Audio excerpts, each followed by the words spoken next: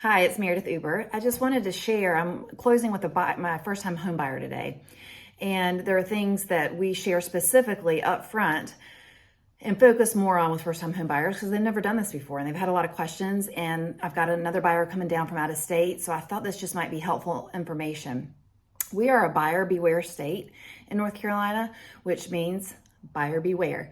We sell our homes as is. Now, you probably have heard that, yes, sellers will help with concessions or maybe repairs after the home inspection is back, but technically they don't have to. So that's something that I really want to share with my new buyers and people that are from out of state that, listen, this house is as is, even before the home inspection, you're putting forth this offer, and it includes due diligence money. And what that means is you give a certain amount of money to do your due diligence as a buyer to decide if you're going to move forward in the process of closing. So for instance, offers $375, you put a certain amount of due diligence money down, and that's something that is very specific to what is going on with that specific property. So I can't really say there's a general rule necessarily, but you're putting forth a certain amount of money that goes to the seller, and that seller gets to keep that money, and it goes towards the purchase price. It's not empty money for the buyer. It's part of the down payment money or whatever money they're putting towards the house. So that's good,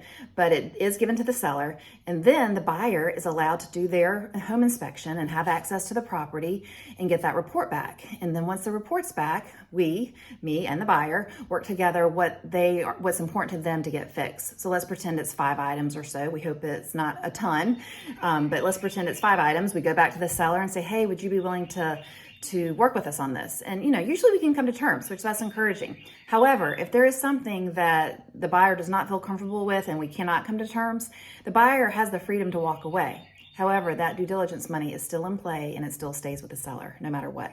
There's under no uncertain terms that money comes back to the buyer. So again, I really try to share and educate my buyers that as is, home is as is, buyer beware. And that way, it's a little negative up front, but I would much rather share this up front than on the tail end of the contract, anyone be surprised or disappointed. So that's just a little bit of information for today. And as I think of things that might be helpful, I'll hop back on here. But thanks.